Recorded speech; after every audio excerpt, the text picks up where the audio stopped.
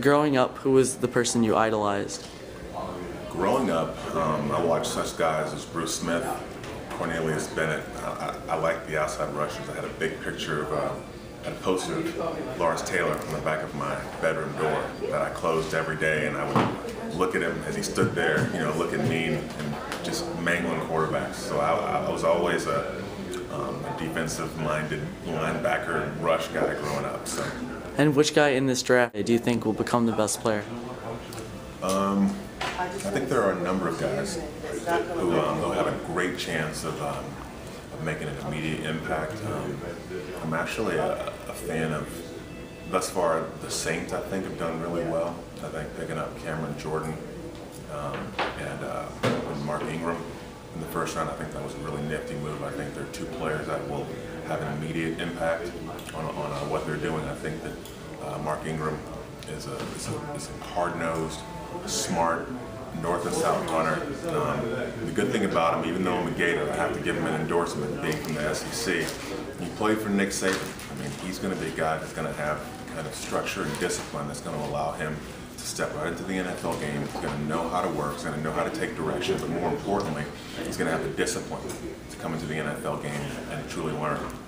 And speaking of the Gators, what do you think about Tim Tebow's future as the franchise quarterback for the Denver Broncos? Well, I like Tim Tebow because every time someone says that he can't do something, he proves everyone wrong. I liked his approach coming into the NFL. He said that he wasn't an effective passer. They said that he wasn't a good quarterback, that he wouldn't play quarterback in the NFL, and immediately he got to work. He went and worked with Peyton Manning. He went and worked with John Gruden, learning all the coverages, learning the nuances of the NFL. All the nuances that the NFL game would require from him at quarterback, and I really like the work that he's put in. And like I said, he continues to prove people wrong. And Tim Tebow brings so many intangibles to the table that you just can't ever count him out. And as a Titan, some people were surprised with the Titans picking Jake Locker so early. How do you look at Jake Locker as a pro quarterback? Well, I think Jake Locker is talented. I think the draft is filled with talented guys on paper, but I think the proof is in the pudding, the proof is in the film. I trust Mike Munchak implicitly. I know that everyone he's ever coached, everyone that he's ever had anything to do with is a quality player. And if Mike Munchak thought enough of Jake Locker to take him at the 8th pick, then Jake Locker must be one tough, war-proven, film-ready guy. So now, do you see Vince Young's career in Tennessee over, or is Locker going to step right in, or is Vince Young going to have a year to try to prove himself? You know what? I don't think Vince Young is going to have the chance. I think they're probably going to give him away.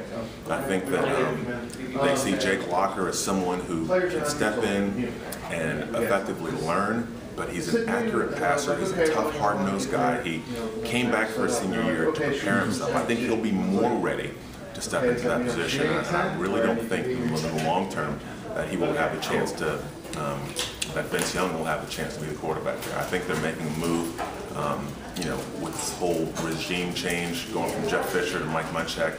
And I think that a healthy change is what they're doing. I think the city of Nashville also, is going to be excited. They're going to really get behind Jake Locker as well.